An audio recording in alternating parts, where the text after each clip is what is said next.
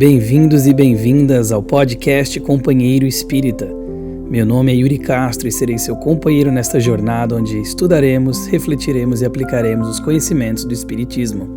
Se você gostar do que ouvir, não se esqueça de se inscrever e acompanhar nossos episódios semanais, lançados todas as segundas-feiras. Essa semana foi uma exceção, porque eu fiquei 12 dias sem voz por causa de laringite, mas todas as segundas-feiras nós lançamos.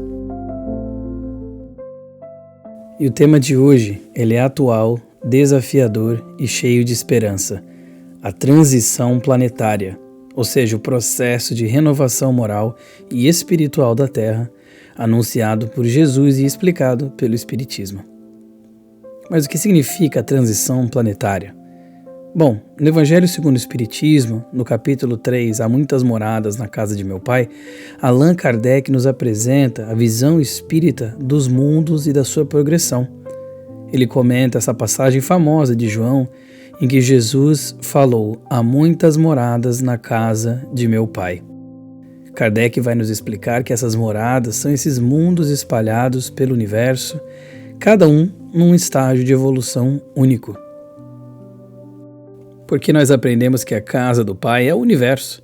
As diferentes moradas são esses mundos, então, que circulam nesse espaço infinito e vão proporcionando aos espíritos que nele encarnam, que nele habitam, esses locais, Kardec fala, essas estações que são apropriadas para o adiantamento espiritual daqueles espíritos. As condições morais, materiais desses mundos vão variando bastante, e elas são sempre relativas ao grau de adiantamento ou de inferioridade dos seus habitantes. Por exemplo, nos mundos inferiores, a existência ela é toda material, as paixões elas reinam soberanas e a vida moral ela é quase que nula. Só que à medida que esta vai se desenvolvendo, que a vida moral vai melhorando, vai diminuindo a influência da matéria e esses mundos então vão progredindo assim como seus habitantes. Inclusive no Evangelho segundo o Espiritismo, nós aprendemos que tem 5 classificações de mundos que os espíritos falaram simplesmente para saciar a nossa curiosidade. Eles falaram que tem os mundos primitivos, que são destinados às primeiras encarnações da alma humana. Tem os mundos de provas e expiações, que é onde ainda predomina o mal, já é um mundo um pouco melhor do que o primitivo, mas é um mundo em que as paixões, as tendências inferiores ainda dominam muito o comportamento daqueles que habitam nesses mundos, como a Terra é um desses mundos. Depois tem o mundo de regeneração, nos quais eles vão nos dizer que as almas ainda têm de expiar, mas elas aurem forças lá e repousam da fadiga da luta, que é a dificuldade num mundo de provas e expiações. Depois que já estão regenerados, o mundo passa então a ser um mundo feliz, onde o bem sobrepuja o mal, e futuramente mundos celestes ou divinos, que são as moradas dos espíritos depurados, no qual reina exclusivamente o bem.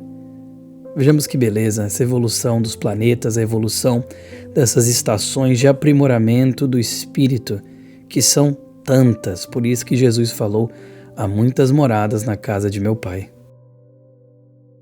A Terra, esse planeta que nós habitamos e conhecemos, tão querido nosso, foi classificada como um mundo de provas e expiações, onde os espíritos ainda enfrentam as dores, ainda têm que lutar e aprender o que é necessário para o seu progresso.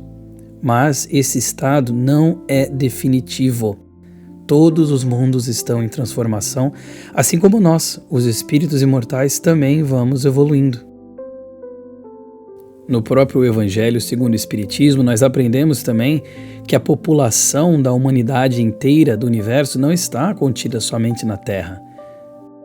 E eles exemplificam isso comentando como que a população de uma cidade inteira não é aquela que só está nos hospitais ou que só está nas prisões.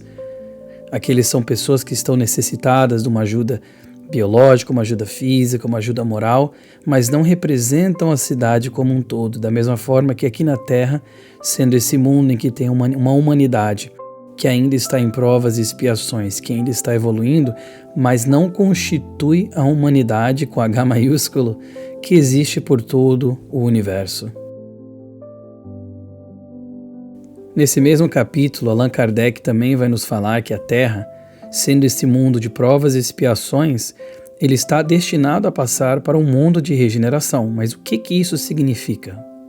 Bem, estamos vivendo nesse tempo de transição, em que o planeta vai deixando pouco a pouco de ser esse palco desse sofrimento predominante para se tornar um ambiente de aprendizado e de regeneração em que o bem começará, bem aos pouquinhos, prevalecer sobre o mal.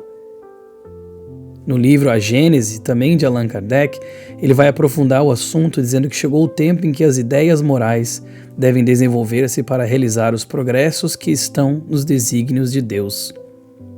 Elas seguirão o progresso intelectual, que já atingiu certo nível, e é necessário depurá-lo para que não seja funesto. Portanto, nós aprendemos, meus amigos e minhas amigas, que a transição é um processo natural determinado pelas leis divinas e que visa preparar a Terra para uma nova etapa de progresso.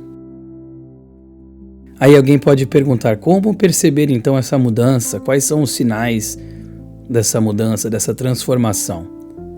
Nós aprendemos através do Espiritismo como que essa mudança não é feita através de catástrofes sobrenaturais ou algo que é muito visível e muito óbvio, mas sim transformações morais e sociais. No livro A Gênese, o Kardec vai nos falar que não é uma transformação instantânea, mas é uma transformação progressiva. E nós aprendemos isso, que ela vai se realizar através da encarnação de espíritos que já estão um pouco melhores e da exclusão daqueles espíritos, então, que não conseguiram progredir da forma que deveriam progredir. Ou seja, a Terra vai se tornando um mundo de regeneração aos pouquinhos, com transformações morais que são dificilmente observadas também, mas que estão aí para serem observadas, e não através de um sinal catastrófico, de algo físico que vai abalar a Terra.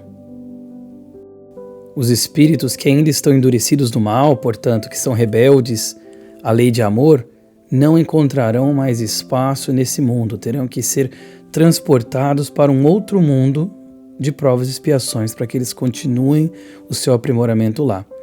Enquanto que os espíritos que estão mais em sintonia com o bem reencarnarão aqui na Terra em maior número, trazendo novas ideias, novos valores e construindo uma sociedade muito mais justa.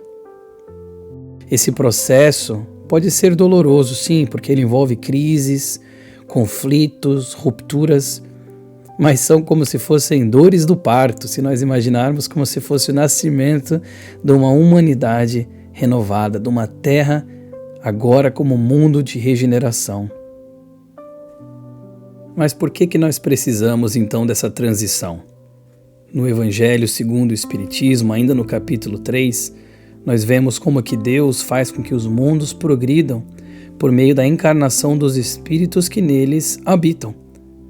Quando os espíritos tiverem alcançado um grau de progresso suportável pelo aquele mundo, eles passarão então para um mundo mais avançado e virão substituir os outros que são menos avançados, que aí terão nova ocasião de progredir. Nós aprendemos então, meus amigos e minhas amigas, que a transição planetária não é esse castigo, mas é uma lei natural do progresso. A Terra evolui, nós evoluímos e nós somos impulsionados com as provas e desafios que aqui estão presentes ainda, para que nós possamos dar o próximo salto moral.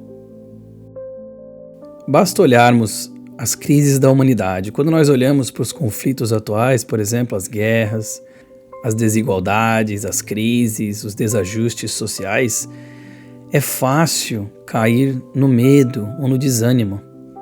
Mas o Espiritismo, como Consolador Prometido, que nós já falamos no episódio anterior, nos ajuda a entender que esses fenômenos fazem parte de um momento de depuração. Da mesma forma que a tempestade, por exemplo, prepara o ar para um novo equilíbrio, a transição planetária permite que esses erros sejam revelados, que as estruturas antigas então venham a desmoronar e que o novo possa se estabelecer. E para quem gosta de leitura, recomendo 2 livros psicografados pelo Divaldo Franco, do Manuel Filomeno de Miranda. Um deles se chama Transição Planetária e o outro se chama No Rumo do Mundo de Regeneração. Através deles, nós aprendemos bastante como que existe essa transição, mas que, acima de tudo, que nós tenhamos a fé que Jesus, o nosso guia, o nosso mentor do mundo, do planeta Terra, está sempre no comando. E aí recomendo outro livro aqui, chamado A Caminho da Luz, psicografia de Chico Xavier do Espírito Emmanuel, que vai falar um pouco mais sobre o Cristo planetário. E aí vemos o questionamento, então, como viver à luz da transição planetária? Bem, eu trouxe aqui 3 coisas que nós podemos fazer como espíritas diante desse processo de progresso que é inevitável. Então, algumas diretrizes, como por exemplo, 1. Reformar-se moralmente. Entender que cada espírito deve ser exemplo de transformação própria, cultivando o evangelho em sua vida, sendo aquele exemplo que gostaria de ver no mundo. Número 2, servir ao próximo. A regeneração não virá só dos céus, ela é construída pelas mãos humanas que praticam essa transformação moral, que praticam a caridade e a fraternidade. E número 3, confiar no futuro. Entender que o pessimismo é incompatível com a ideia da fé raciocinada. Às vezes caímos nessas armadilhas pessimistas, mas lembrando da fé raciocinada, nós entendemos que a Terra caminha para o bem, porque essa é a lei de Deus e Jesus está no comando. Então, meu querido amigo, minha querida amiga, a transição planetária não é o fim, mas o começo de uma nova etapa. Não se trata de medo, mas de esperança. Não é destruição, mas renovação.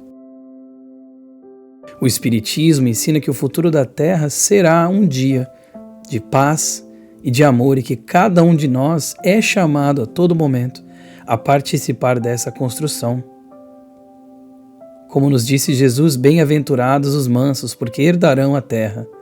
Que nós possamos então ser parte dos que trabalham pela regeneração, levando luz, esperança e fé raciocinada ao nosso mundo em mudança.